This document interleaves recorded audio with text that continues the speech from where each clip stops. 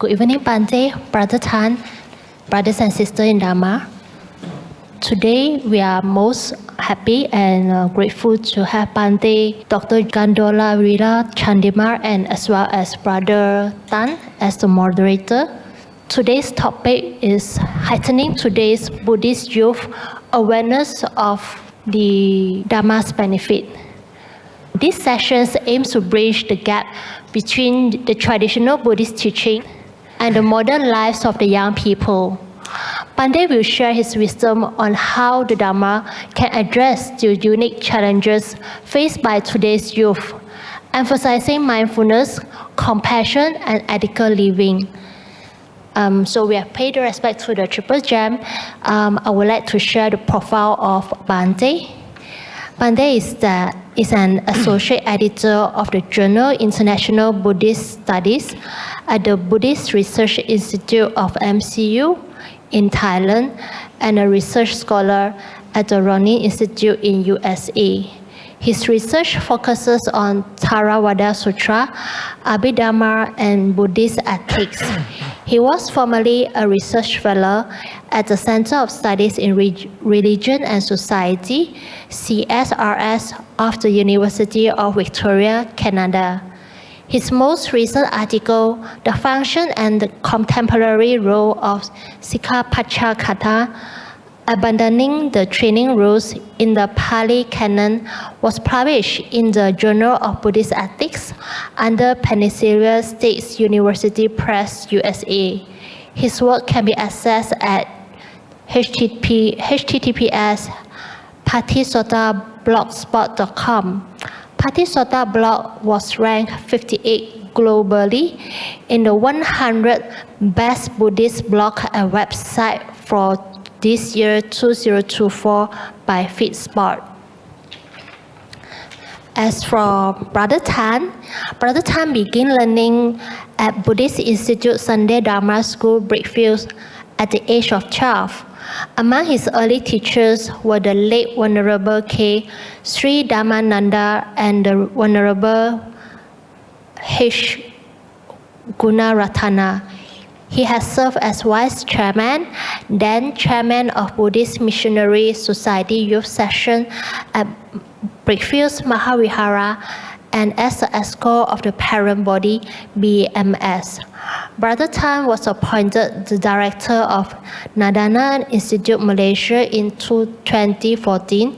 He was also appointed lay advisor to the escort of the Subang Jaya Buddhist Association in 2016. He is an active Dhamma speaker, giving talks in Malaysia and Singapore. His talks center around daily practice of Dhamma and how it transforms one's life. Brother Tan is a striving meditator practicing Satipatthana method regularly. Before retiring in 2017, Brother Tan worked as a senior academic in Taylor's University. Without further ado, I would like to pass the floor to Brother Tan. Thank you. Good evening, Venerable Sir. Permission to speak. Dear Dhamma brothers and sisters, I am very happy to be here this evening in these temple grounds where actually I grew up. Sister mentioned I came here, I was taken to Sunday Dhamma School at the age of 12. So I have seen the many changes here in this Vihara. And I consider myself actually part of the community that has grown up in this temple. I'm also very honored to share this panel, with Venerable Dr. Chandima, whom I know has been doing wonderful work here in Malaysia. Of course, where he is currently residing in Canada, I've seen a lot of the efforts of Venerable, where he has produced a website and he's done so many videos that bring the Buddha's wonderful teachings, to both the Eastern as well as the Western Buddhist communities, and not just the communities, anyone who wants to listen and learn, and as well as benefit from the Buddha's teachings. This evening, when we began our discussion, I suggested to Bhante that we talked more about the young people of today, especially young Buddhists. So, Sister in the introduction also mentioned, I was working in a university. So, in that role, in that capacity, I was surrounded by young people every day, when I went in to work. And also, I was involved with the Buddhist Institute Sunday Dhamma School here. And right now, at the Nalanda Institute, we are running many courses. Courses in the Buddhist studies at the certificate, advanced certificate level, and also sutta study, and very specialized events, where we try to understand the Buddha's teachings as much as possible. So the well-being, the development, the advancement of young people is very close to my heart. And I also understand Bhante has been very much involved in the development of young people as well. So I suggested, and Bhante, very gracefully he agreed. So we will today tap into Bhante's understanding of how to develop Buddhists in general, but specifically our young people. In Malaysia, especially in the Theravada organizations, the leaders of these organizations all have gray hair, white hair, gray hair. And it's very hard to see a leader in these organizations, the Theravada Buddhist organizations, with black hair. Really, black hair with a lot of energy, to put into their efforts to make known the Buddha's teachings. And as I looked around also when I was working in the university, I found that young people, they have so many distractions. They have many things to occupy them. And then I think, especially this device here, right? Call a handphone, mobile phone. It's the first thing they see when they wake up, and the last thing they see when they go to sleep. And for me too. I have to admit, because I try to keep, in touch with many people. So I would encourage, everyone here. Thank you for being here this evening. And I hope that you also get involved in the dialogue, because this is a dialogue. And if you have any opinions or any questions you would like to ask, please don't hesitate to ask. We want to hear from you, to see whether we understand the problems that confront today's youth. And also, if I may, Bhante, let me share some facts and statistics.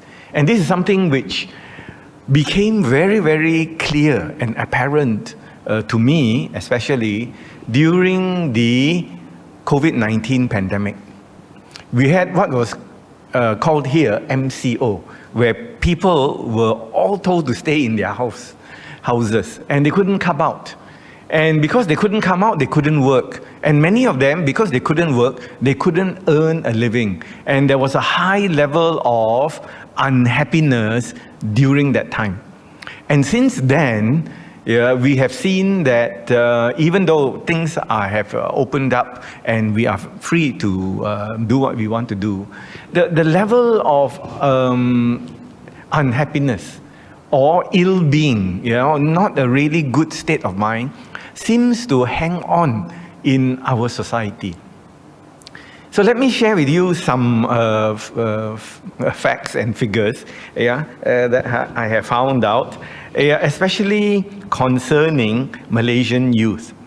71, and this is from a survey that was carried out in the year 2022, 71.9% of Malaysian youth as a whole, they have a moderate, not a very high, but a very moderate risk of mental health issues. 71.9 is almost 3/4. So according to what these people found out, almost 3/4 of our young population, lower from the age of 30, 29 below, they seem to have this propensity, the mind starts to think about, unwholesome things to do. Then on top of that, about 52.7% of youth experience mild anxiety. They are very anxious. Their minds cannot rest. And 30.9% experience minimal anxiety. That means very little. So mild to minimal. And about 45.3% of youth experience mild depression. You know what is depression? You've seen some people suffering from depression. That is, they go inside, and then after that, there's no energy to come out. So they stay inside this dark place in their mind. And they don't enjoy life anymore. So sometimes they have to be taken to the hospital for very, very extreme treatment. And 41.3% experience minimal, a little bit of depression. So depression is something that is taking hold. The extreme depression, we don't want to know about, but it does concern us, who are elder, and we have young people under our care. We are taking care of them. So, so this was a study between the Youth Research Malaysia and UNICEF, United Nations. This is what they found. And this is something more extreme, and this is the rate of suicides. Suicide is extreme, negative state of mind. So here it says, according to the Star newspaper, it says that a total of 872 teenagers aged 15 to 18 committed suicide between January 2019 and May 2021. So of all the suicide cases in Malaysia between that time, it's 51%. So more than half of those who want to kill themselves and actually do. This is not the try and kill but don't succeed. This is real succeed. Is 51%. It's quite high. For somebody who is so young, it's quite high. So this is something which we want to discuss with Bhante, so that we can learn, especially as a Buddhist. And we have the greatest doctor, the greatest psychologist, the Buddha, is our teacher. And in many other countries, they are learning how to take care of their minds. Last year in the US alone, the hardware and software that people bought into in order to learn mindfulness meditation equaled $1.2 billion. They spend so much money to learn mindfulness. And here in this temple, how much? We never charge a cent, not a single cent. So we hope those Americans don't hear about it and then come here and learn everything, without having to pay. So this is, I think, quite an important issue, with the young people. So Bhante, if I may, may I start the dialogue I prepared some questions. So I would like to ask Bhante the questions so that we can tap into Bhante's vast knowledge and understanding of this field. I would like to start with not concerning mental health yet, but about youth, Malaysian Buddhist youth in general. So allow me to ask this question. We observe here in Malaysia, Bhante, that Buddhism does not seem to attract or interest today's youth. Yeah, I wonder if you agree with me or not. Does Bhante share the same observation?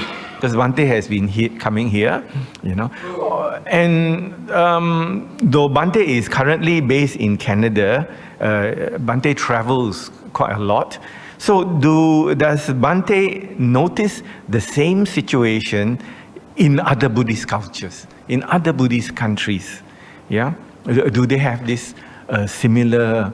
We don't want to say problem, but this type of situation. Yeah. So Bhante. Good evening, Dhamma friends. Brother Chai, thank you for coming and taking up the role of a moderator. Carefully observing your stats, Malaysian stats, and along with the UNICEF. I think this is not a specific country-specific thing. This is what has been happening everywhere in the world, especially in Japan, where you see a lot of young people take their lives. So if I am direct to this question, I would say it is not the Buddhism that is not attracting. It is the way how those people are presenting Buddhism to the youth. When we talk to a baby, maybe a child, how are we going to do that? We're going to sit with them, probably we're going to bend with them. We are trying to tap into their level, right? Because baby is too short, right? So we are tall. So we're going to sort of bend down, have a conversation with the baby. So the main issue with regard to why Buddhist teachings do not attract them is not a problem within Buddhist teachings. It is the presentation and what the so-called people are presenting, have been presenting. Yes. Now say for instance, a very simple example. When we teach Dhamma to Dhamma school children, it is quite often the norm that they teach most of the mythological things, which we cannot prove. One very good example is Prince Siddhartha walked for 7 steps, and for each step there was a lotus came. So when we are teaching these things, the first thing that young people start to ask is, how does it happen, right? It must have happened, but the problem is how to explain it. So I think even in that example, the teachers or whoever the people who are teaching, maybe monastics, lay people, they should have picked up something that is sensible to the young people. That way you are trying to make Dhamma a bit easier for young people to understand.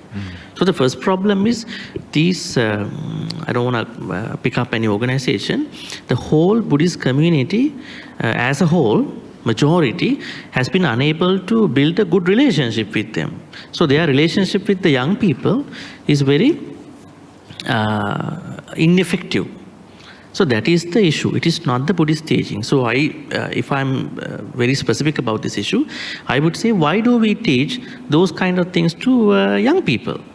Why don't we pick up very interesting things about their future plans, how to make good money in ethical ways, then how to find out answers to geopolitical problems within the country and outside the country, then how to see the growth, how to see other people, how to see the compassion.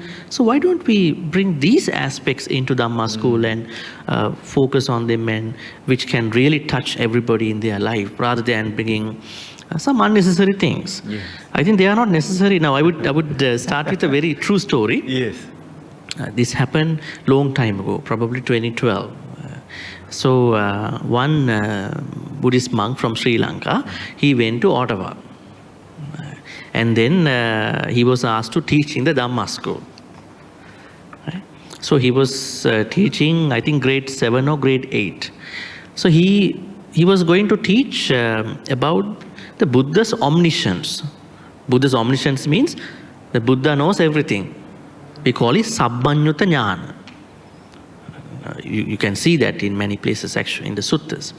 Actually, Buddha never calls himself as Sabbanyu. Now when people ask him, Bhante, you are Sabbanyu? No, I am not Sabbanyu. But those people, other pre-Buddhist teachers, they call themselves to be Sabbanyu. He never admits that. But Pali commentaries and books, especially in the Khuddaka Nikaya, Patisambhidamaka, they say Buddha is Sabbanyu. But Buddha himself denies that he is not Sabbanyu. So anyways, so this young monk, he picked up this topic to teach young children. I think he's going to go into a mess now. I know. Because these children will question. What happened was that there was a teenage girl who was carefully listening to him, and she raised her hand. She was a Sri Lankan Canadian, was born in Canada. Now the monk is saying that Buddha knows everything. So she raised her hand, she said, Bhante, I think Buddha knows something but not everything. Because she's trying to navigate in her own way. Then this kind of questioning is not common in Sri Lanka. In Sri Lanka, when a monk goes to a Dhamma school, they're all like terrified, and then they listen to him and they write down and then sit for the exam. That's a normal way.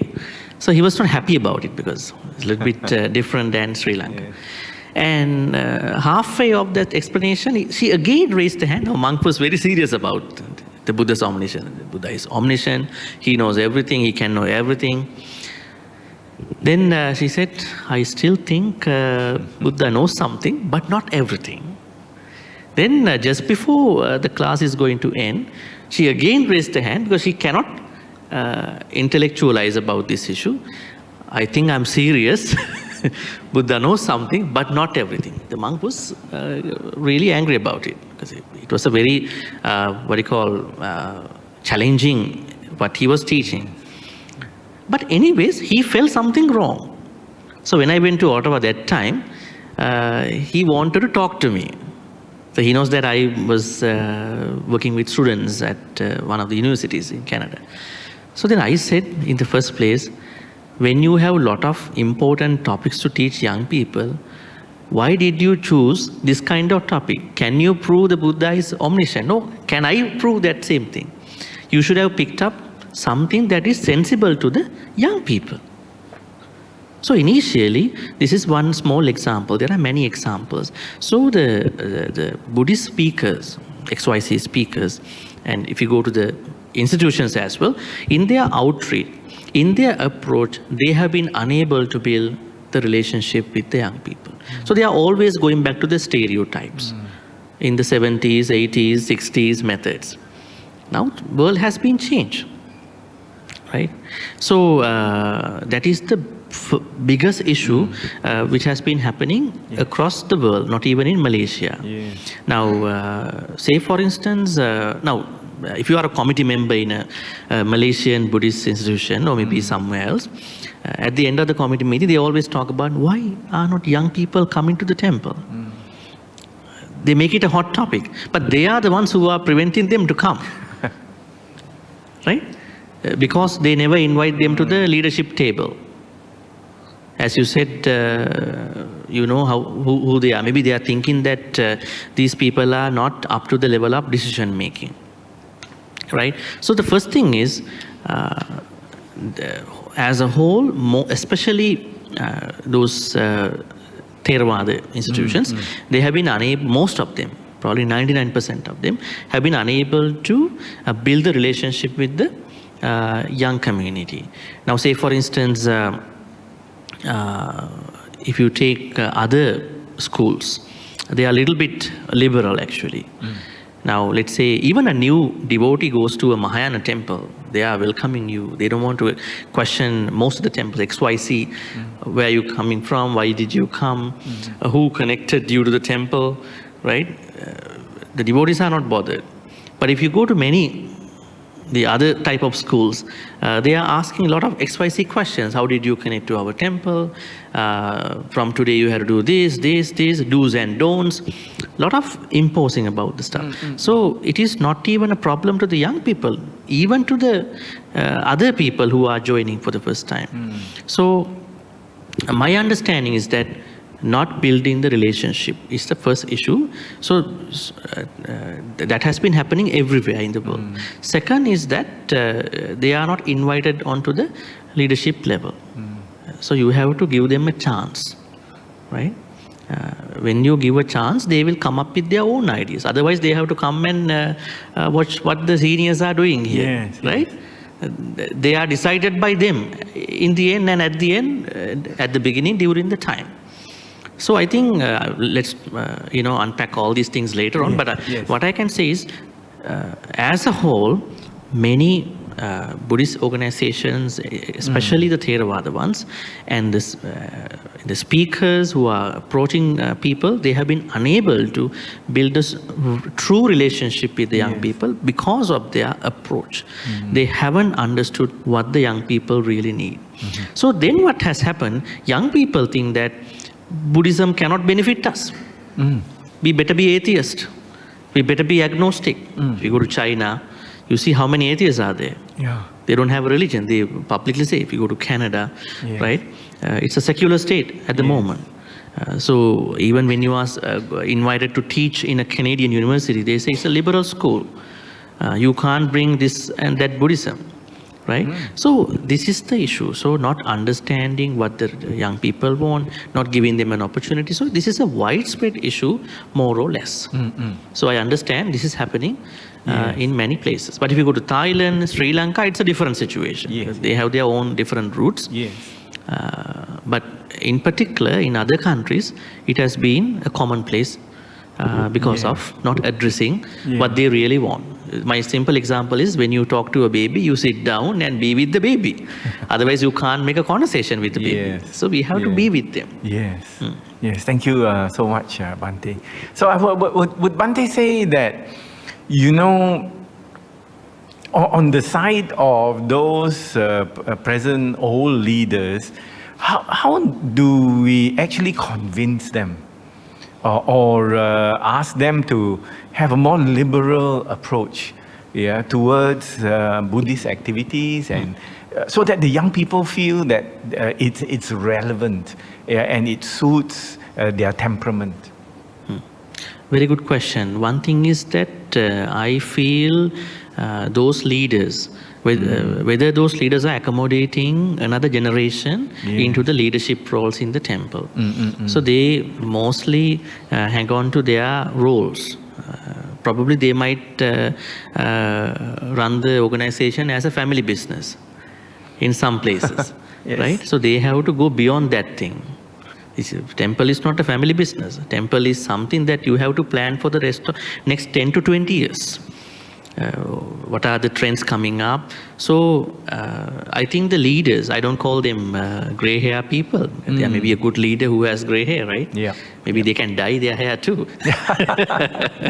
But I think they have to think more than how they enjoy the lineage in the temple. So they have to come up with certain plans. If you really want the young people to come to the temple, or really want to give the young people true Buddhism, how they feel privileged to benefit, then we have to go out of our own traditional way, right? So the easiest thing is not to change everybody. Find a good leader in the first position. Everybody else will be changed. That's the easiest way. In case if there happens to be a young leader in the top position, he or she will change everybody. We can't change everybody in the organization. A good leader is a thing that we could think about. Now I remember when I went to Terengganu in my last trip to give some talks, TBA, I just mentioned. There is a young president in that organization. So he was talking to me, and I saw that they are running the temple a little bit differently. He said that on the Vesak day, he invited the most, public vendors into the temple. You do the business from the temple on that day. So what happened, all the customers on that day, they cannot go to the normal place of the restaurant. So they have to come to the temple on that day, Buddhist center, so they have to buy. They initially thought this will attract people in a different way, but what happened, when the customers came to the center, they bought the food, and then the vendors donated all the money to the temple. Yes. Right? Yeah. So then what happened was, customers are not Buddhist people. They may be different religion, but they see the Buddhist flag, they see the Buddhist name, they see the Buddhist center. Yeah. This is one approach that they did, which I see in the Malaysian context. Yes. Second is that to attract the young people, they were organizing a tournament, volleyball tournament somewhere. Then the senior people were questioning, how come you bring volleyball to the Buddhist center? They said, no, we are not bringing volleyball into the Buddhist center. We are doing it somewhere else. But when you are doing it, we have a banner. This tournament is in aid of the Buddhist centers, whatever planning. So when non-Buddhists even come to the tournament, they see, this is for the Buddhist center. So they don't come to a Dhamma talk. Yes. Right? So get the attraction. Yes. Right? And then music. Right? Buddhist music is one of the very good ways to attract many people. There is no religion at that point. Right? And then they have a drama group about Buddhism. Drama group. Oh, they do some Jataka stories. You know, a lot of things to do actually, attract people. And they have some artifacts, Buddhist artifacts. So then they can cover up the archaeology side. Right? So these are living proof in Malaysia. Oh, these are. So many senior devotees were not happy about it. How come you have to run it as in 70s, 80s with the cassettes and booklets? If actually he is the son of one of the past presidents in 70s in that center. So when he took up the position, everything took a different turn. So I think if we can find a good young leader who can be very wise, he or she can really change everybody. Otherwise we can't change everybody in the middle management. It's not easy. Yes, Bhante, I remember, when even here, when we started to sing Buddhist hymns, there are some people who were not in favor. How can you sing English songs? At that time, we were singing the English hymns. Yeah, some of them composed by Sri Lankan people. There were those who didn't like it, here. But our late Chief Venerable, he supported us, so we were able to sing these hymns. Here. So I totally am inspired by what Bhante is saying. That those old leaders, I think, should try and let go a little bit. But when we come to areas of religion, sometimes we associate it with culture. And people are not comfortable to let go of what they have been practicing for a long time. So I suppose, when it comes from somebody as respectable as Bhante, I hope people will listen.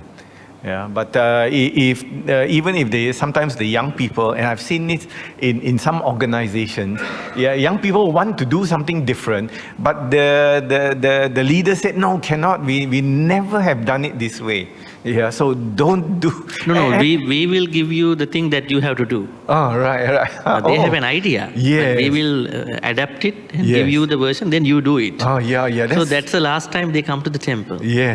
They won't come back again. They are. That's a problem. So we are those are the people who are stopping. Yes. So I mean, not the whole, but majority of the places. Yes. So I think what is needed is, of course, change. We have to suit the mindset, the preference of the younger people.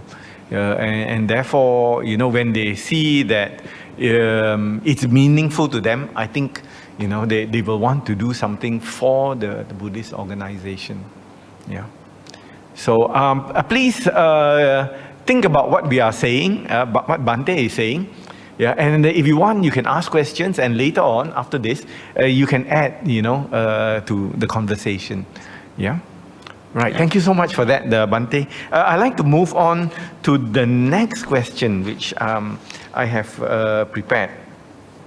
And this is, something to do with what's happening all over the world. There are studies also, I go online and very often to find out what research groups are finding out. There are studies that show more and more people, and this is of course unfortunate, more and more people are disinterested. They are no longer interested in religion nowadays. The religion that they grew up, it doesn't mean it's just Buddhist, it's other religions as well facing the same problem. However, this is an interesting finding. Studies also show that people are becoming more interested in practicing meditation. So on one side, they don't like religion. On the other side, they like to practice meditation, especially mindfulness. As I mentioned just now. So many people are discovering the value of following the Buddhist bhavana techniques taught by the Buddha. And of course, many of these teachers, they try to remove the Buddhist aspect, so that they can reach a wider audience. So I would like to ask Bhante, how do these two developments impact each other? On one side, don't like religion. On the other side, like to meditate. Yeah, Bhante? Interesting. I think this question has to be answered carefully, because there is another side. And we are only looking at from certain people and what they like. So first of all, I wanted to say, Buddhism is neither a religion nor a philosophy. That is how we have to understand. It's a way of life. But when you talk about Buddhist teachings, people put it into the bracket of religion and philosophy. Actually, philosophy is not a fitting term for Buddhist teachings, because philosophy has a lot of ambiguities. Philosophers don't like to arrive at a conclusion. They always want to explore and keep exploring, and their benefit is the uncertainty. But if you look at certain Buddhist teachings, you could say they are philosophical. But if you look into the true teachings, they are representing a way of life. So, having said that, I want to say why are many people, not even young people, they are trying to going away from the religion. It is because to some people, religion has done more harm than that they're supposed to do for the peace. Sacred wars, holy wars, in the name of peace and all that. And plus, you see all of the wars that we see in today's world, they are having a religious point. I don't want to name them. You make them, you name them. They all have a religious point of view. If you go back to the root of the problem, it's a religious issue. Ethnic wars, cultural wars, border wars, all that. So there is a certain perception that even we feel that this is kind of a very, I would say, how to say, kind of a very abusive word in today's world. People feel intimidated. Now, if you apply to certain countries, they ask, what is your religion? That it intimidates us. Certain countries. Because nowadays, if there's a question to ask, what is your religion? People feel intimidated. Right? Yes. In the West, as you mentioned about mindfulness, asking religion is such a taboo. Right? So people would like to become free beings, free thinkers at that point. It doesn't mean that they are not spiritual. They want to be spiritual, Yes. but they don't want to be religious. Right? So that is the way how people are trying to become, kind of free thinkers. And but on the other hand, they undergo a lot of work-related, family-related stress, which you mentioned at the beginning. It is because there are a lot of backlogs that are happening due to their way of life. I think we don't supposed to blame the phone, computers. These are really important gadgets in today's world. We have to blame the way how we are going to operate these phones and gadgets. It's not the knife. Someone can take the knife and stab somebody. And at the same time, a house husband will cut the vegetables off, cut the bread off. Right? But somebody will stab. A surgeon will take it and then cut the proper incisions in the body. The problem is not the knife, but the way how we are using the knife. So it's kind of a, double-edged sword. Yes. So gadgets. So I think, as you said, we all have to depend on this nowadays. It is not that we want us to be depending upon these gadgets. It is because now everything has been digital. Yes. So there are very good sides. Let's say crimes have been reduced because of the gadgets, right? Still there are discrepancies. So we have to understand the life that is with these digital gadgets. So people don't like religion because of the things that they are experiencing. On the other hand, I also think that having a spiritual root is important as well. True. These young people, when they hit 40s, 45, then they search the temples. I met a lot of people in Canada like that. By that time, they have messed up their life. Most of them. Then they are asking how to learn Buddhism, how to do this, and they want to share their private life. Some are crying. There was one man who was crying as a hospital when he came to see me. I think it is kind of a periodical thing that they are enjoying, but we have to address these things. So I think when you have a certain spiritual tradition, it's a benefit. But the problem is that spiritual teachers, I would say Buddhist teachers, most of them, they are not giving the appropriate part of Buddhism to the young people. Now, why many people think that they cannot sing Buddhist teachings, certain Buddhist teachings, let's say Buddhist songs, right? Why is it? Because there are many speakers who are saying, as Buddhists, we should not like music. In their Dhamma talks, in their speeches, they are popularizing that idea. Otherwise, lay people don't know where is this coming from. They have no idea, right? Because they have already popularized this, and they are saying that you don't have to like anything, anybody. Everything is anicca. Everything is impermanent. So Buddhism is only to cross the samsara, nothing else. Yes. So this is why they are the ones who have messed up the whole thing, so that the reach out has been impeded.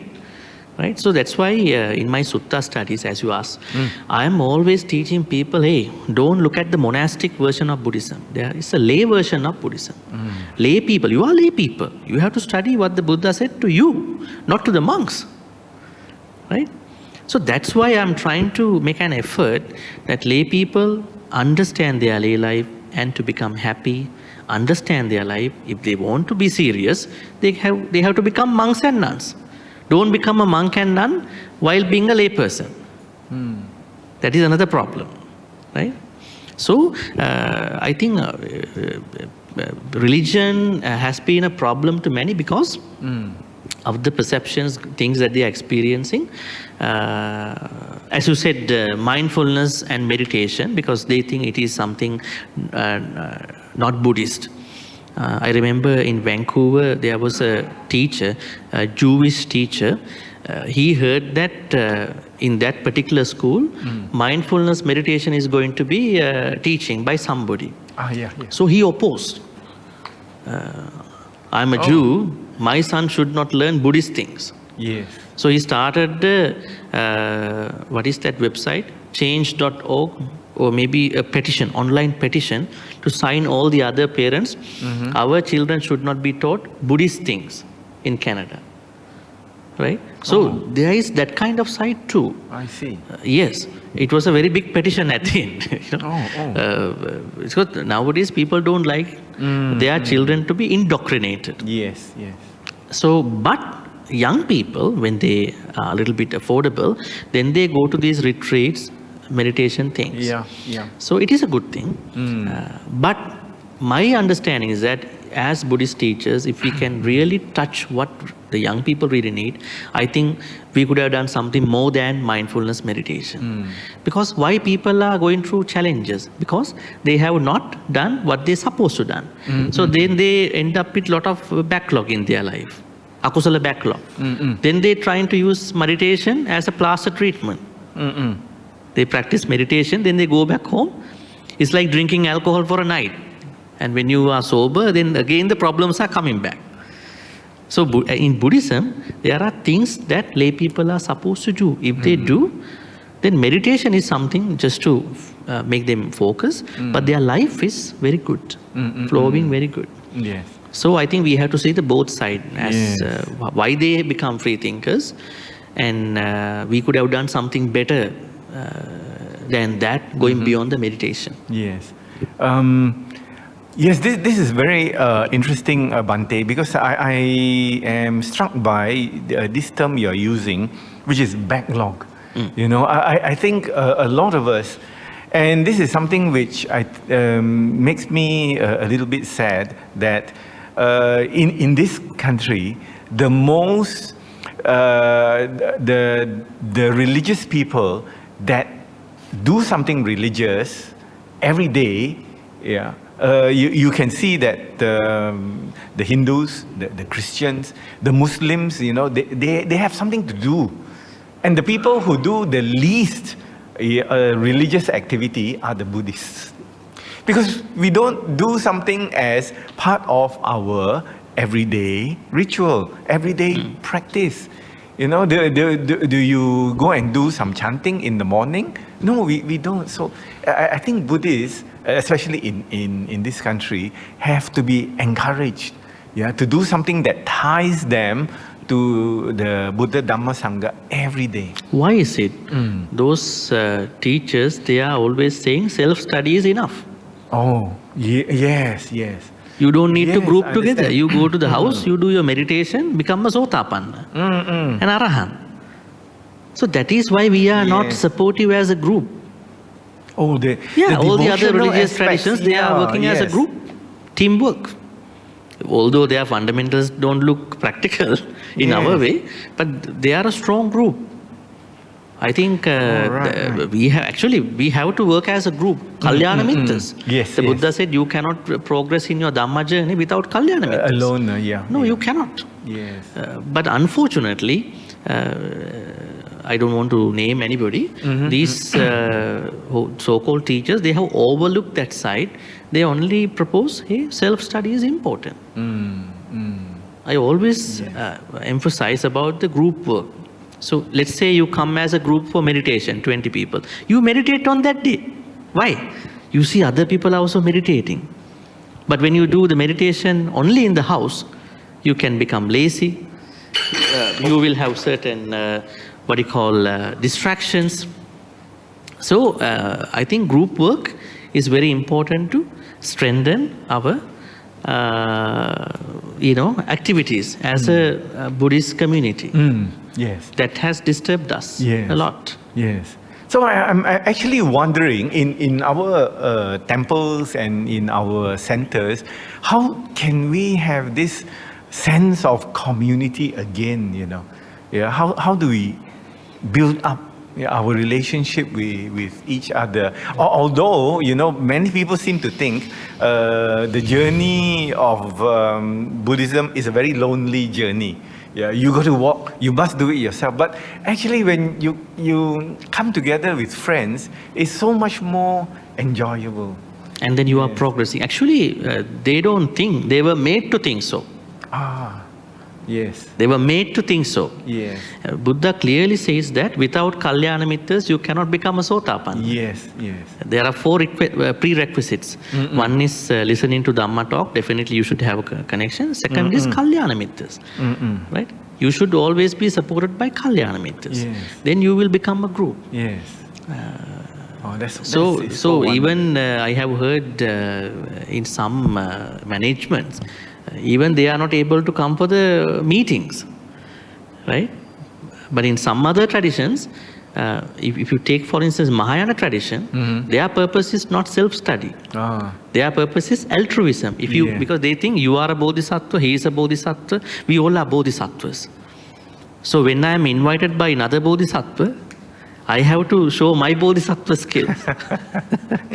But if you say, no, you do your study, I do my study, so we are trying to isolate from the society. Yes, The Japanese government understood this long time back in the Meiji period. Let me tell you. During the Meiji period, what happened, by the end of the Meiji period, if you know the Japanese history, the Japanese government said certain things to the religious traditions. Especially going beyond the Shinto, they said to the Zen and other Nichiren traditions, monks, you cannot isolate from the society. That affects our growth in the country. But they said certain things. You cannot be vegetarians anymore. There are things we don't agree. You are going to marry in Japanese temple. When the master passed away, the son is going to become the head. We might not agree these things. And you cannot isolate. You have to be a part of the society. Yes. So in the Theravada system, we have to find out. So this is a problem at the administration level, management level, practice level, and then the outreach level. So all these areas should be addressed as a community, how to build community in those places, not as a self-taught ways. Yes. This is... That's why Japan took up Buddhism in a different way. Yes. And I think it's wonderful because, another country, which is Korea, has done the opposite. All the Buddhist temples moved to the countryside. And there were no temples in the cities. And do you know what happened now? The others have moved in. And so you can see, Korea is very strong in the other religion, not in Buddhism. No, Japan is not the best example. I was telling that the government oversaw that this is going to be a problem. So let's come back to our area. Now, what I can say is that we have to change our administrative level, management level, practice level, and the outreach level in order to address young people, especially. Now our talk is about heightening their awareness. People, So we cannot heighten if we don't address those levels. In that process, a lot of things need to be done. So starting from the leaders. So what's going through my mind now, what are the ways, letting them take up leadership is very important. Then they feel they can contribute. But what are for example, what are the activities that will make the youth feel they are doing something useful for themselves? A youth group. You think about many viharas don't have a youth group nowadays. Honestly speaking, they don't have a youth group. But they want to get youth. But they don't have a youth group. Right? Yes. So everywhere must have. Let's say the top leadership does not respect this idea. They may have some negative idea. Don't want to talk to them. They are like that. We've been running the centers, viharas without them. But let's talk about solutions more than the problem. Let's say there is somebody who has properly understood the issue. Now he wants to do something. So he can independently make a youth group and then operate within that youth group. Maybe do certain activities like Buddhist music probably certain activities, maybe certain projects. Then probably talking to the young people to their real problems with some authenticity. Actually, when young people come to the temple and ask questions, they are not really addressed. When they ask a question, they are not properly addressed. Yeah. So then probably that person can create a space for them to be honest about their problems. He or she can listen to them and then find the real solutions from the Buddhist teachings. Yes. Yeah.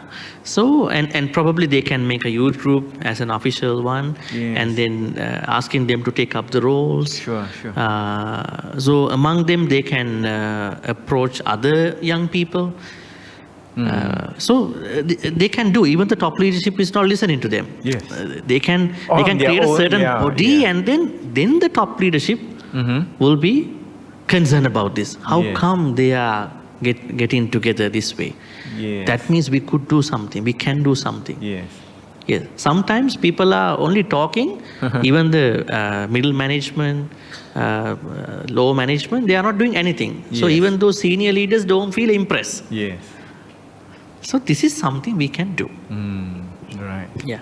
Thank you. Now I've been actually conducting some retreats at I think that's Malaysian wonderful. universities. One is Shaman University.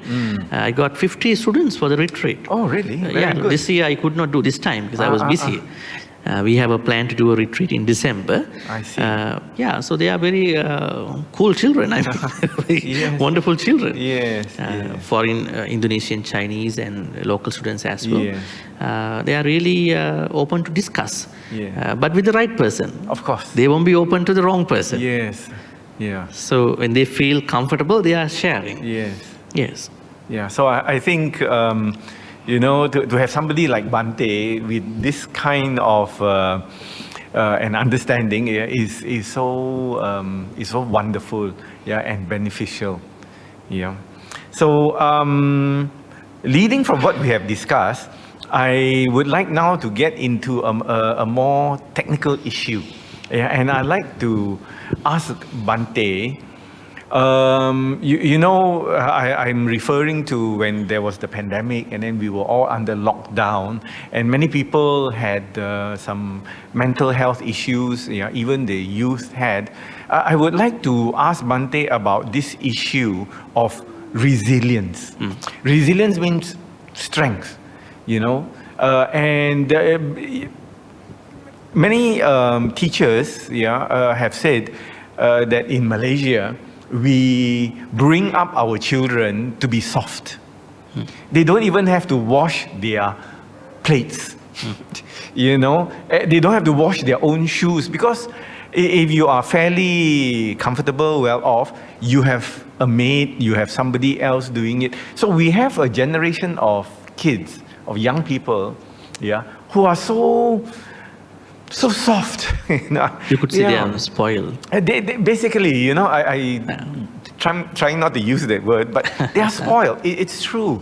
So being spoiled and they are not being given challenges in their life, when they meet with difficulty, they simply melt away. So I would like to ask Bhante, what are the specific teachings or the qualities that we can develop in our young people to make them tougher, to be able to take on hardship. Some of my students, that have graduated, they go out and they get a job. And I'm very happy when they come and visit me. I ask them, what are you doing? And they say, I'm working here and here for this place, that place, And a few months later, they come back and I ask them, where are you working? Are you in the same, still in the same place? They said, no, I'm no longer in that company. I said, why? You moved, you're working in a different place now. They said, yes, I don't like that boss. He scolds me. So every time the boss scolds him, he's very unhappy until he would rather leave that company and go to another place. So I think, and you can say whether you agree with me, our children cannot take hardship, cannot take challenges. So I would like to ask Bhante,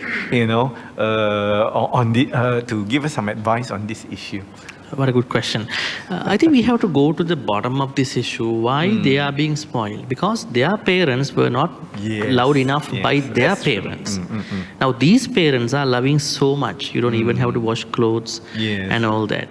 Right? So they are giving that kind of love towards them. So what has been happening is that children don't take life a little bit seriously. And they don't, actually they don't like to go through rejection. This is the issue. So we have to teach the power of rejection. Right?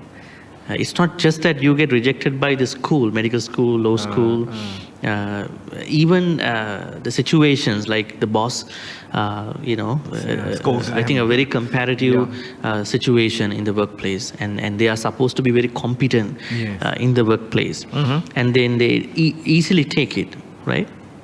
So I think my suggestion for them is that when you ask them, how's your work? Yeah, it's such a good work, but they are thinking that they can easily go ahead by cutting corners, and then, they don't like to work a lot. They want to be smart. Work smart, not work hard. Work hard. And then they're going to cut corners. They are going to not work long hours. They don't have to. So I think we have to teach them in the first place the power of rejection. Parents don't teach that. Parents, they do whatever their children ask them to do. True. Right? So at times they have to understand, they have to teach them. That means maybe a big no to certain things. So they will understand life. If somebody, like a lot of people who take life, sometimes they have broken up with somebody. They can't take that pressure. Right? And then sometimes they even record how they take their life. And things like that also can happen. I remember one Sri Lankan boy who was a lecturer in Kansas. He was having a relationship with a person that his mother and father didn't like, another religion. And then what he did was, he was a chemist in a way. He was making something out of a YouTube video, and then he was smelling that. He recorded all that. The FBI finally found out his Google search and everything. So things for them very hard because they have never been taught this rejection. Now in our life, how many times we've been rejected, right? I mean, probably by people, by whatever we like. But every rejection turns us to a better person we never expected. That is the benefit, disguised blessing in our life, right? Sometimes when you look back, you think that it is very good that happened to us, right? So it's very good because otherwise we would have never been that kind of a very better person. So we have to teach. Parents have to teach the power of rejection. How to teach them? Son, daughter, you will be rejected. When you are rejected, don't cry. It is sometimes the norm in this society, right? That is one thing. The second thing is that how to bounce back. Resilience. Let's say now you are rejected. How to find the way out? So meditation really can help. And if you really understand the rejection, then you can really bounce back. You can be resilient. You don't have to struggle a lot, right? Especially when you are working with a tough boss, when you are working with somebody else, this can happen. And the other problem is not even the workplace, change in the workplace. When they get married, they can't tolerate the better half. This is the biggest issue. Sometimes they are doing a massive wedding. When the wedding album is coming, they have been separated already before it comes out. Because they've been loving for something, but they have not understood each other. So rejection is very important. That is how we're going to sustain, deepen our spiritual practice and our secular life. So what I suggest is, as parents, teach children the power of rejection and thereby the power of resilience or bouncing back. They are very important qualities in our life. Thank you very much, Bhante. So, my dear Dhamma brothers and sisters, it's been just Bhante and I speaking. So, I would like to open it to the floor. I would like to hear your opinions, or if you have any questions, please ask. Yeah, anyone? Good evening, Bhante and brother here. It's an interesting talk here. I think you have covered it very well, the whole area of the youth problem. There's one aspect which I think we have not covered is we ourselves as parents. I think that is the most vital factor that is missing here. I mean, a child grows for two reasons, nature and nurture. Nature is the genes, and nurturing is how we bring up our children. Now the parents are fully occupied with money. I give you a classic example. My own sister, when the daughter came of marriageable age, and she chose a technician as a future husband, she was so unhappy. So when I asked why, and she said, oh, he's not equally well qualified. So I asked her, what guarantee you have that if by marrying an engineer, he's going to keep her happy? But they don't see a person's character. They only see the wealth the guy is bringing. So now, spiritualism or religion stands no chance in the face of money. Materialism wins always. Even if we go to Singapore today, most of them are Christians. But they are Buddhists actually. But when they get the money, they want to be a European. And 90% of them are Christians. And they approached Lee Kuan Yew, the present Prime Minister, and said, why don't we make Singapore a Christian country? And Lee Kuan Yew said, this country is built on Indian and Chinese values. I don't want to hear your Christian values coming now, he said. So that was Lee Kuan Yew, an Oxford graduate. So now I think everything boils down to money. Money is the main factor here. Thank you. Thank you for your expression of your opinion. I hear what you say, but the situation we are in is due to this reason, money. You know, people are just looking at the material benefits that they lack to. They are not able to see the spiritual benefits which Bhante talked about. Yeah, Bhante, please. I think what we have to understand is we should not hate the money-driven society. Money is not evil. So we have to give a value to the money, because everything is money at the end, right? But I think as Buddhist organizations, now we go back to our topic, as Buddhist organizations, teachers, whoever the people who are at the advisory level, we have not interacted the youth about this issue from a spiritual point. How much money you need? Now when you ask a young person, how much, I want to make a lot of money, big money. Why do you expect that? I have to buy a lot of things, right? So now what we can do is, do you need that much money?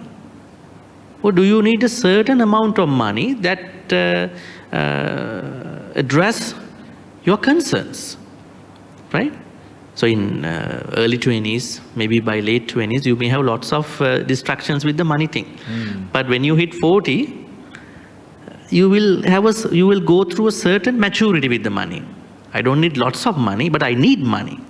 So we have to handle it in a way how Buddhism can bring to this money-driven society to understand how to live with the proper money. That's why Buddha said, ethical money, how to make money, how much money you need.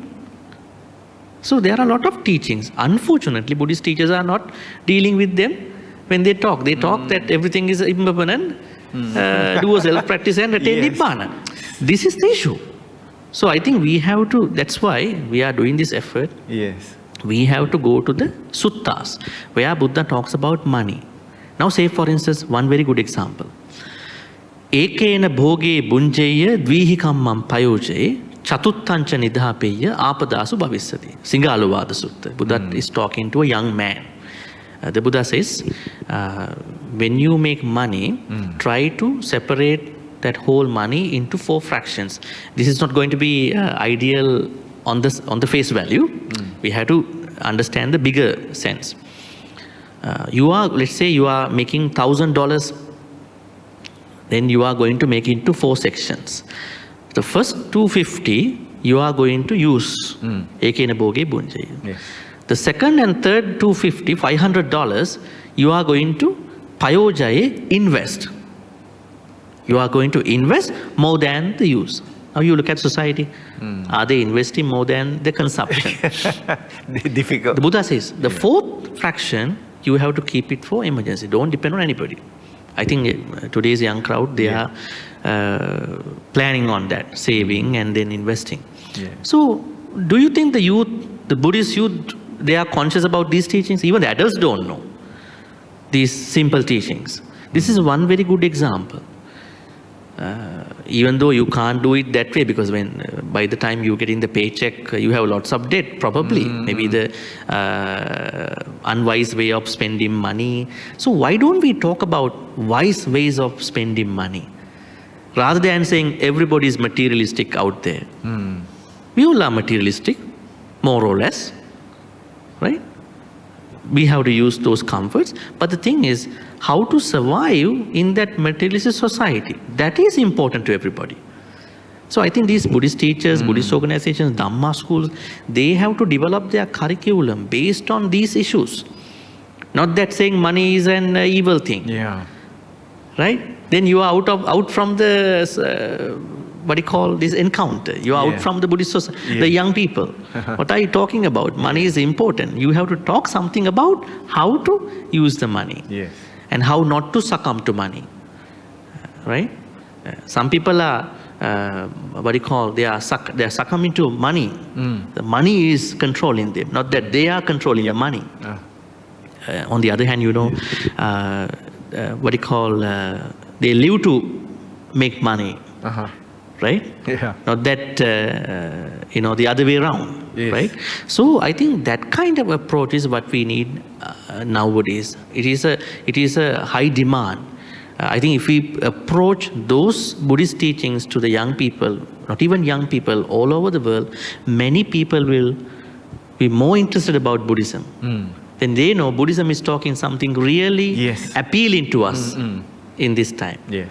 Not that you always talk about life is suffering. Young people don't like it. Life is full of dukkha. Wow, really? That sucks a lot. Yeah. Don't talk about it. Yes. Because we all come to Buddhism to find happiness. But if you start with the conversation, life is dukkha. Yes. Right? And the translation is also wrong. It is not suffering, dissatisfaction. So we have a minor frustration. Just because we have a minor frustration, does it mean that life is dukkha? I don't think so. Right? So I think we have to see the real problems that are being faced by the people and really bring the true teachings of the Buddha into them, so that I don't think they will go away from Buddhist spiritual things. I will share one small thing before you go to the maybe other questions, your questions.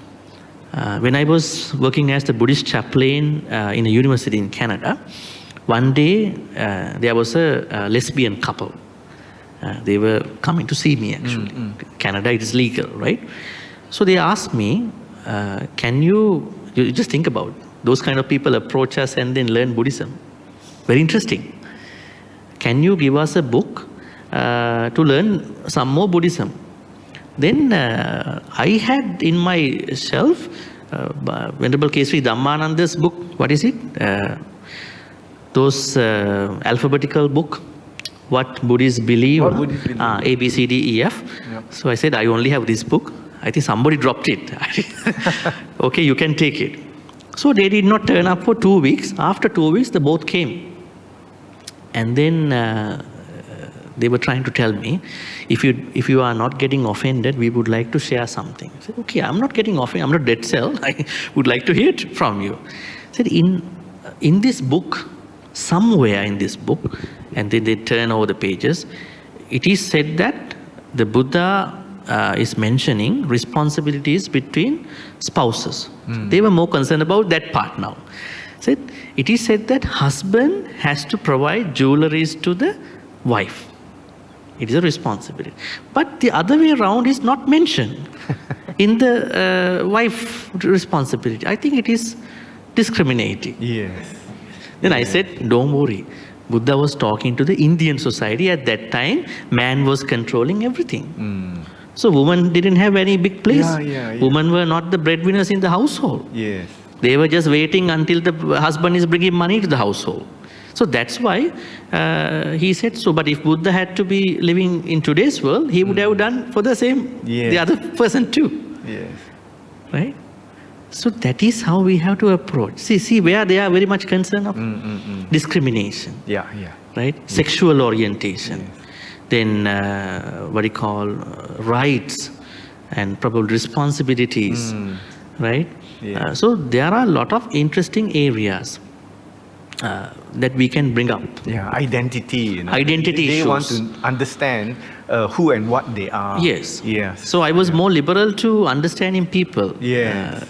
So Canada and Switzerland, they are the first two countries to accept, legalize homosexuality as a marriage. So I mean, I'm not saying that every country should do that. So when you are liberal, you understand how to bring Buddhism to the places.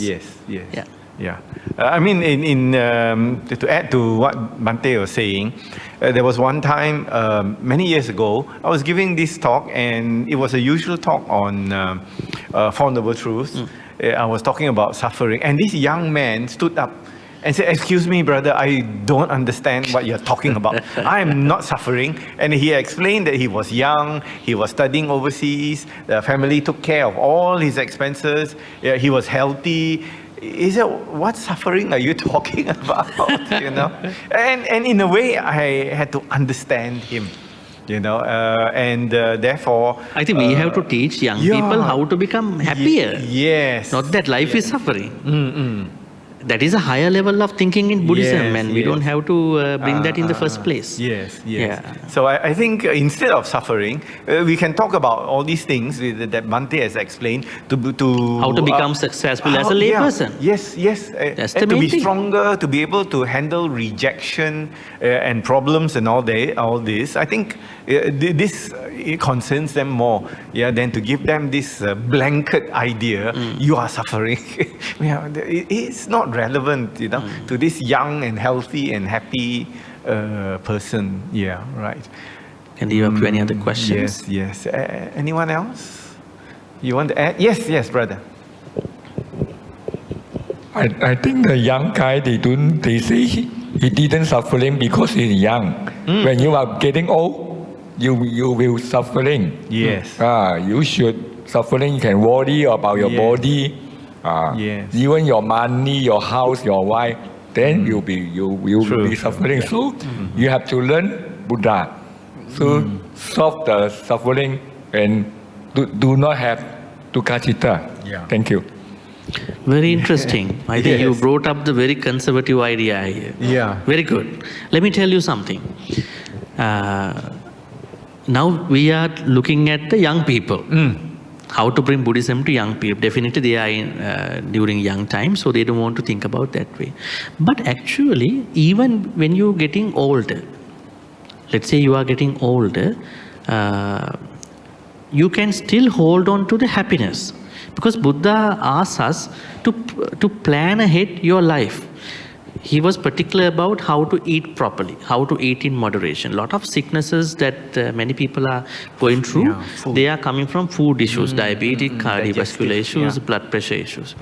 And other problems, visama pariharaja abada, wrong use of the body, right? So we can minimize a lot of dukkhas. Actually, we are not supposed to always think about the dukkha. We understand that there is a frustration, and then when we understand frustration, we are happy. Absolutely. That's where we are looking at, not that life is suffering. The more we understand how frustration is arising, the happier we are. We know this is happening. So I think what we have to present to everybody, not even to young people, is a way to find happiness. That is the most important thing. So if we can advise young people, young adults, senior people, when you become a senior person and going to learn Buddhism, it's a bit tough. activity. You can't sit down properly, you have other health issues. That's why we have to advise everybody, plan your life. You can minimize those dukkhas. And then even when you see the dukkha, you will see it as a point of understanding life more. And then there is lots of happiness at that point. Yeah. And Nibbana is happiness as well. We are supposed to look at the happiness. Yes. So anyone else? It's now... We can take one more question and then please, wrap this up. Anything you want to add to this discussion? Bhante, I think maybe it's causes and conditions because 2018 before MCO, 2019 MCO COVID come in. So I was teaching we started the youth class 2018. Because 2017 I'm teaching Form 4 and Form 5 students, Sunday school here. You are a teacher, the Sunday school here. Okay. Yeah. Good. So then 2019, after that MCO already online Zoom was still okay. So started the class that time around 10 students only. And then after that they classify our school classify the youth class 17 to 25 years old. So during MCO 3 years, 2-3 years, okay, they do come back to the class. So my students does increase weekly. But when we announce come back to physical, they don't want to come back. Very good question, yeah. So July we announced return last year or year before last year. So hardly 5 students come back. Oh. So I got 20 odd. They do come back. Some stay 2-3 years with me, So but then physical they don't come back anymore. So then I got hardly 5 students, 2-3 students present only, And then beginning of the year, like this year, we recruit more a bit, like 10 students like that But then after that, last year also the same thing. Second half of the year, because now they classify only Form 5, youth class Form 5. And then because last 2 years not many students, this year they change again from 17 and 18 years old only because since they don't come back So second half of the year, they are facing the exam already. That's why I say it's causes and condition. They are sitting for their Form 5 exam. So that's why usually they'll tell me, teacher, second half of the year, I stop coming already. So class starting, I got more students after that. Gradually, I left with a few students only. So next year, maybe after exam, they might come back, and mostly they don't come back. They're preparing for, going college or, technical school or Form 6, things like that. So I think this is something that they're stressed. They have to face exam. So it's quite difficult, Yes. So also, I wonder, so many years they are in our Dhamma school. Every year, if there's any new students, they come in, I ask them, what makes you come to Dhamma school? How long you have been in the Dhamma school? They still give me the answer. My mother asked me to come. My father asked me to come. So my main concern is how to bring up their interest, So that means they are, I say, forced to come. So after so many years, why still don't have interest, So that means I'm thinking how to make them more interest into the Dhamma. Interesting. This is my main concern. Okay. Okay, Bhante. Very interesting. I think this is a very good question to finalize our discussion. Yes. You said that it is cause and condition. Yes, conditions have arisen for Dhamma schools to go online.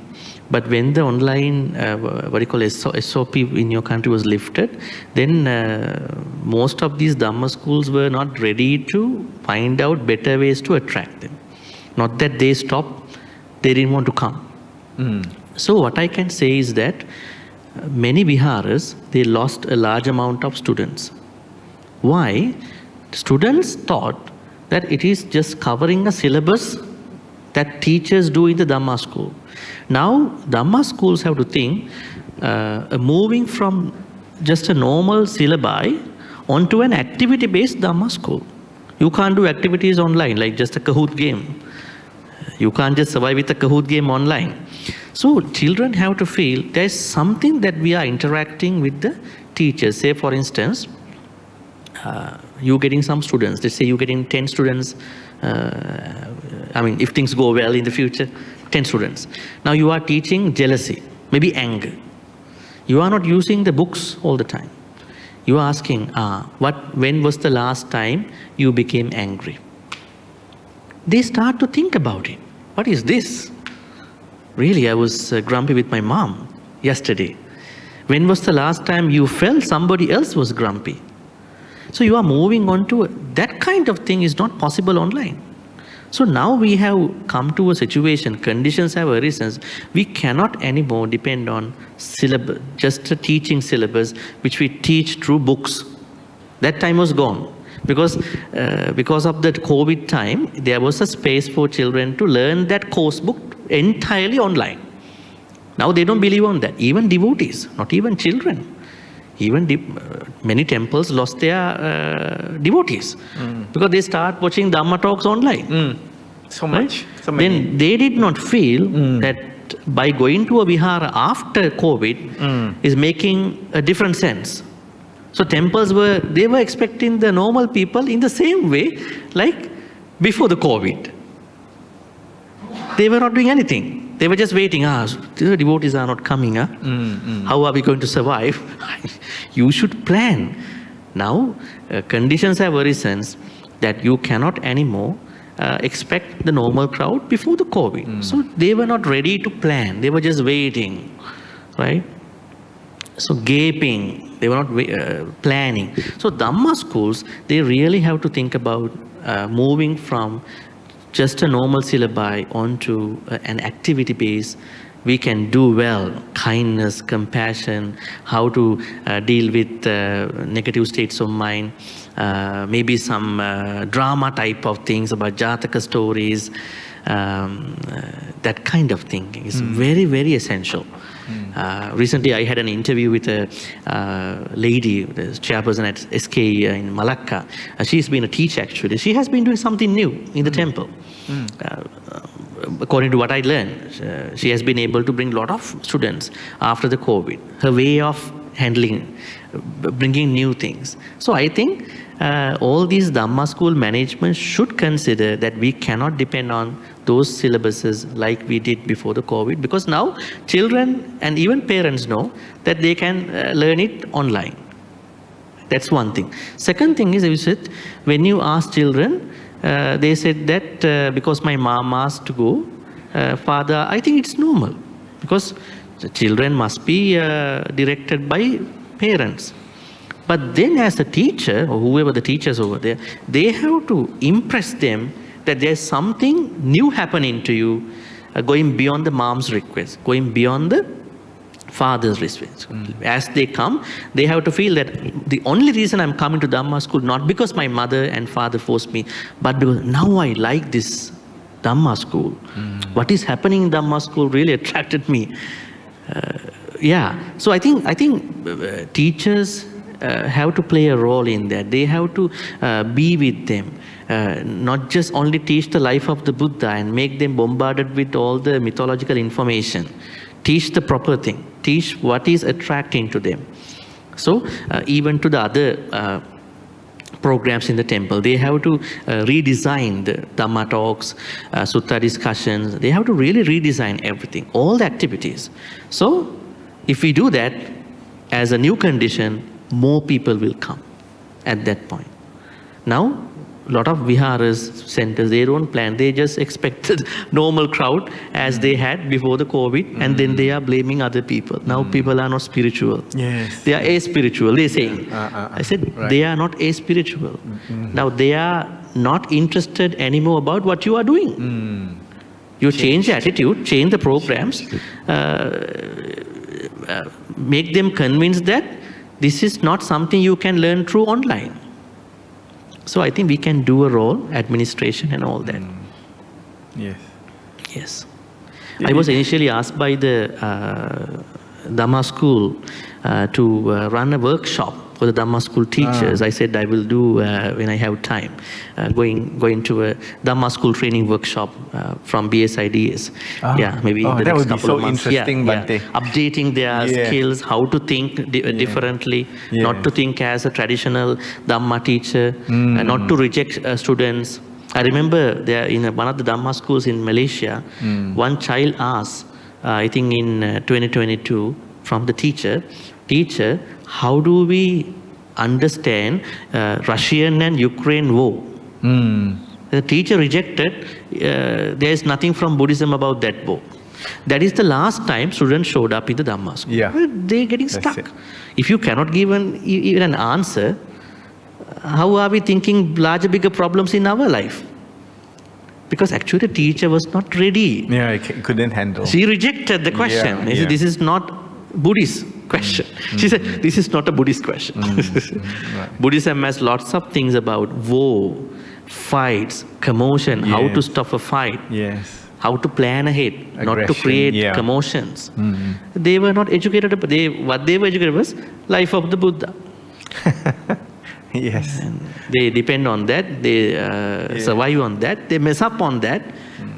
Finally, most of them, there are some good teachers as well, we have to credit them. So this is what I can say, we can do a role. Yes, thank you. You know, whenever I get involved in the Dhamma school training, I tell them, your students go to school Monday, Tuesday, Wednesday, Thursday, Friday, and sometimes in Malaysia, Saturday as well. If on Sunday you reproduce this, what they have been going through, you lost them. Because they are not interested. They already have 6 days, 5 days, 6 days of that school, and you give them another day, which is Sunday, and they are supposed to have a good time on Sunday. They are really not interested.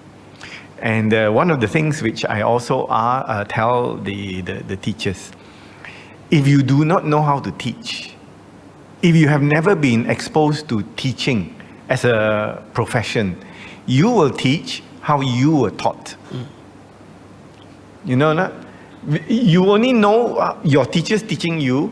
So in this day, 20 years or later, you teach your student how your teacher taught you. Finish. So you need to know teaching techniques, teaching philosophy, teaching approaches. Then you can make it interesting for your student. I think with the timing we can conclude at this point. Thank you, Brother Chai. No, thank you very much, for moderating Bhante. this event. So my final thoughts I can summarize this way. As Buddhist leaders, managements, viharas, we have to look at what they really want. We have to make a good relationship with them. We have to invite them to leadership roles.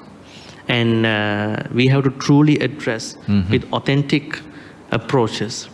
They should not be left alone in their spiritual or whatever the world. So it's a larger, bigger approach. I hope that all the centers across the world understand this thing and then do something. That is how we're going to overcome this issue. I will do a transference of merits and then you can finalize. Thank you, Brother Chai again. Thank you, everybody who showed up. Bhante. May all the good karmas we've been making today, by understanding how to approach young people to Buddhist activities, our Vihara centers, all these Dhamma teachings, I hope that you will be doing something in your own efforts in your circles. Finally, may this Dhamma knowledge, practice be helpful and supportive for all of us to attain the supreme bliss of Nibbana. Sadhu, sadhu, sadhu. Abhivadana silissa niccang vaddha pachayino chattaru dhamma vaddhanti ayuvannu sukhang balang ayurarugya sampatti sagga sampatti me vacha atu nibbana sampatti Iminati saminjatu sadhu, sadhu, sadhu. Yes. Thank you, Bhante, for transferring the merit. On behalf of the management of Maha Vihara, I would like to express my gratitude and thankfulness to Bhante and Brother Tan and brother and sister in Dhamma. Thank you for coming to attend the Dhamma talk for today, and as well as a sponsor for tonight. Thank you and good night.